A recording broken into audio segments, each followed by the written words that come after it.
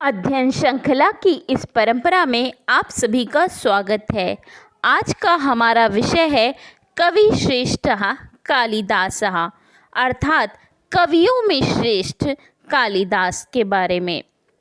भारतीय इतिहास कई महान व्यक्तियों की बदौलत संपूर्ण विश्व में जाना जाता है। भारतीय धरा पर कई विद्वान और पंडित हुए हैं जिन्होंने इस धरती को ऐसी देन दी है जिससे हम भारतीय सर गर्व करके चलते हैं। इन्हीं महान आत्माओं में से एक है कालिदास। इनके जीवन काल से सकारात्मक होकर जीवन जीने की प्रेरणा मिलती है। आइए जानते हैं महाकवि कालिदास और विद्योत्तमा के जीवन के बारे में। कालिदास संस्कृत भाषा के महान कवि और नाटककार थे। भारत की पौराणिक कथाओं के अनुसार इन्होंने काफ़ी रचनाएं लिखी हैं और उनकी रचनाओं में भारतीय जीवन और दर्शन के विविध रूप मूल रूप में निरूपित हैं। कालिदास संस्कृत भाषा के महान कवि और नाटककार थे। भारत की पौराणिक कथाओं और दर्शन को आधार बनाकर उन्होंने काफ़ी रचनाएं की और उनकी रचनाओं में भारतीय जीवन और दर्शन के विविध रूप और मूल तत्व निरूपित हैं। वे अपनी इन्हीं विशेषताओं के कारण राष्ट्र की समग्र राष्ट्रीय चेतना को स्वर देने वाले कवि माने जाते हैं और कुछ विद्वान इन्हें राष्ट्रीय कवि तक का स्थान देते हैं।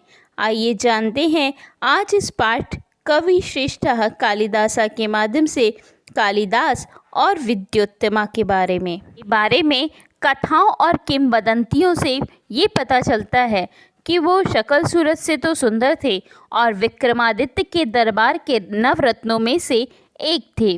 कहा जाता है कि प्रारंभिक काल में कालिदास अनपढ़ और मूर्ख थे। संस्कृत साहित्यम अति समृद्धम विशालम साहित्यम अस्ति। संस्कृत साहित्य अत्यंत समृद्ध और विशाल साहित्य है। संस्कृते अनेके विलक्षण प्रतिभा संपन्ना साहित्यकारः अभवन्। संस्कृत में अनेक विलक्षण और प्रतिभा से संपन्न साहित्यकार हुए हैं। तेषु कवि कालिदासः सर्वश्रेष्ठः कवि कथ्यते। उनमें कवि कालिदास को सर्वश्रेष्ठ कवि कहा जाता है। न केवलं भारतम अपितु संपूर्णे जगति अस्य महान गौरवः प्रसिद्धि च। न केवल भारतवर्ष में अपितु संपूर्ण संसार में इनकी महान और गौरव प्रसिद्धि है। पाश्चात्य विद्वांसः तु कालिदासस्य तुलना शेक्सपियर कविना सह कुर्वन्ति। पाश्चात्य विद्वान तो कालिदास की तुलना शेक्सपियर कवि के साथ करते हैं। एका किंवदंती प्रसिद्धा अस्ति। एक कहावत प्रसिद्ध है यत् एषः पूर्वं महामूर्ख आसीत्, कि ये पहले महामूर्ख थे। पंडिता छलेन तस्य विवाहं राजकुमार्या विद्योत्तमः स अकारयत्। पंडितों ने छल से इनका विवाह राजकुमारी विद्योत्तमा के साथ कर दिया। ऐसा राजकुमारी विद्योत्तमा यदा विवाह योग्या अभवत। राजकुमारी विद्योत्तमा जब विवाह के योग्य हुई तब उन्होंने घोषणा की कि यः कोऽपि विद्वान् शास्त्रार्थे तां पराजेतुं शक्नोति सः एवं तस्याः पतिः भविष्यति। कि जो कोई भी विद्वान शास्त्रार्थ में उन्हें पराजित करने में समर्थ होगा वो ही उनका पति होएगा। अनेके विद्वांसः विवाहेक्षया तस्याः सभायाम् आगच्छन्। अनेक विद्वान विवाह की इच्छा से उनकी सभा में आए। परम ताम शास्त्रार्थे जेतुम न अशक्नुवन्। लेकिन उन्हें शास्त्रार्थ में जीतने में समर्थ नहीं हुए।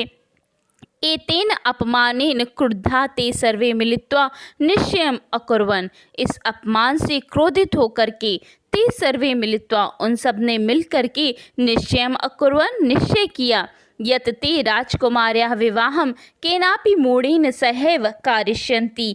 कि वे किसी राजकुमारी का विवाह केनापि किसी मूर्ख के साथ कर देंगे। एवं विचारयन्तः ते मार्गे गच्छन्ति स्म। यह विचार करके वो मार्ग में जाते हैं। तदा ते एकम पुरुषम अपश्यन्। तब वे एक पुरुष को देखते हैं। यह यस्याम शाखायाम उपविष्टा आसीत्। जो जिस शाखा पर बैठा था तामेव मूलाक्षेतुम प्रवृत्तः आसीत्। उसी को मूल से काटने की कोशिश कर रहा था। विद्वांसः अचिन्तयन् यत् एषा तु महामूर्खोऽस्ति। विद्वानों ने सोचा कि ये तो महामूर्ख हैं। ते तं विद्योत्तमा समीपम आनयन्, वे उसे विद्योत्तमा के समीप ले गए। अकथयन् च, और कहा, यद एष महापंडितः अस्माकं गुरुः अस्ति, कि ये महापंडित जो हैं ये हमारे गुरु हैं। अद्यत्वे मौन व्रतम धारयन्, आज भी इन्होंने मौन व्रत धारण कर रखा है। एषः किंचिदपि न वदति, ये कुछ भी नहीं बोलेंगे। ते तम केवलम संकेतमेव करोमि, केवल संकेत ही करेंगे। एवं संकेतमाध्येन कृतस्य शास्त्रार्थस्य अन्यमर्थं प्रतिपादयन्तः विद्वांसः राजकुमारी पराजिताम आनयन्। इस प्रकार से संकेतेन माध्यमेन, संकेत के माध्यम से, कृतस्य शास्त्रार्थ, किए गए शास्त्रार्थ का अन्यमर्थम प्रतिपादयन्तः, अन्य अर्थ प्रतिपादित कर दिया। विद्वांसः राजकुमारीं पराजिताम आनयन्, विद्वानों ने राजकुमारी को पराजित माना। तस्या विवाहं च कालिदासेन कारयन्, और उनका विवाह कालिदास के साथ करा दिया। एकदा रात्रौ ऊष्ट्रं गच्छन्तः दृष्ट्वा कालिदासः हर्षेण उट्र उट्र इत्यवदत्। एक बार रात्रि में उष्ट्र को जाते हुए देखकर कालिदास ने हर्ष से, खुशी से उट्र उट्र ये कहा। उष्ट्रस्य स्थाने उट्र शब्दं श्रुत्वा विद्योत्तमा तस्य मूर्खत्वं ज्ञातवती। उष्ट्र के स्थान पर उट्र शब्द को सुनकर विद्योत्तमा को उसकी मूर्खता का पता चला। तम च गृहात् निष्कासितवती, और उसे घर से बाहर निकाल दिया। पत्न्याः अपमानितः कालिदासः निश्चितवान् यत् सोऽपि अध्ययनं कृत्वा अवश्यमेव विद्वान् भविष्यति, कि वो भी अध्ययन करके विद्वान बनेगा, अवश्य ही विद्वान बनेगा। दृढ़ संकल्पेन विदुषां संसर्गेण ईश्वरा भक्त्या च सह विद्वान अभवत्। दृढ़ संकल्प से और विदुषाओं के संसर्ग से, ईश्वर भक्ति से वो विद्वान हो गया। त्यावदत् तदा स्वगृहं प्रत्यागत्य, और तब उसने अपने घर जा करके कपाटे स्थित्वा, द्वार पर स्थित होकर के, सह स्वपत्नीम अवोचत, उसने अपनी पत्नी से कहा, अनावृतम कपाटम द्वारम देहि, कि इन बंद दरवाज़ों को खोलो देवी। विद्योत्तमा तस्य विद्वत्तां परीक्षितुम अपृच्छत्, विद्योत्तमा ने उसकी विद्वत्ता की परीक्षा कर लेते हुए कहा, अस्ति कश्चित् वाग् विशेषा, लगता है कोई विद्वान आया है। अस्य प्रश्नस्य त्रिभिः शब्दैः आरभ्य सह त्रीणि काव्यानि अरचयत्। इन प्रश्नों के 3 शब्दों से आरंभ होकर के उन्होंने 3 महाकाव्यों की रचना की। अस्ति इति पदेन प्रारभ्य कुमार संभवम, अस्ति इस पद से प्रारंभ होकर के उन्होंने कुमार संभव इति महाकाव्यम, कश्चित् इति पदेन आरभ्य मेघदूतम, कश्चित् इस पद से उन्होंने मेघदूत नामक इति गीति काव्यम, एक गीति काव्य की रचना की। वाक् इति पदेन च प्रारभ्य रघुवंश इति महाकाव्यम अरचत, और वाक् इस पद को से प्रारंभ होकर के उन्होंने रघुवंश इस महाकाव्य की रचना की। कालिदासेन सप्त ग्रंथः रचिता, कालिदास ने 7 ग्रंथों की रचना की। येषु 3 नाटकानि सन्ति, जिनमें से 3 नाटक हैं।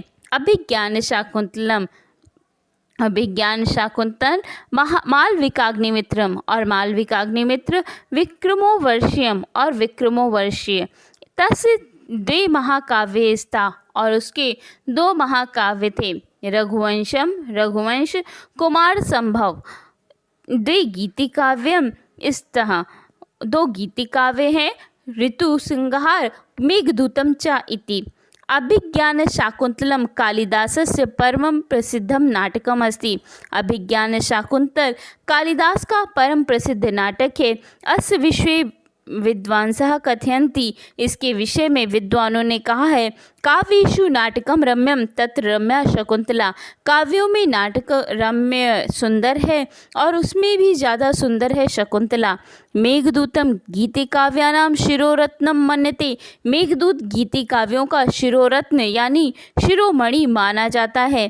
कालिदासस्य काव्यशैली सरसा सरला सुमुद्रा चास्ति, कालिदास की काव्य शैली सरस सरल और सुमधुर है। अद्यापि एव महाकवि संस्कृत साहित्यस्य शिरो अद्यापि एषः महाकवि संस्कृत साहित्यस्य शिरोमणिः एव विभूषिते। आज भी ये महाकवि संस्कृत साहित्य के शिरोमणि इव विभूषिते। शिरोमणि यानी सर्वश्रेष्ठ मुकुट के समान विभूषित होते हैं। तो बच्चों, आज इस पाठ के माध्यम से हमने कालिदास के बारे में जाना और पढ़ा। बच्चों, आइए एक नज़र डालते हैं पाठ में आए क्लिष्ट शब्दों के अर्थों पर। मूढ़ेन मूर्ख के साथ, ज्ञातवती जान गई, अवोचत बोला, शिरोरत्नम सर्वश्रेष्ठ। बच्चों, अगली बार कक्षा में पुनः मिलेंगे। तब तक के लिए नमस्कार, धन्यवाद।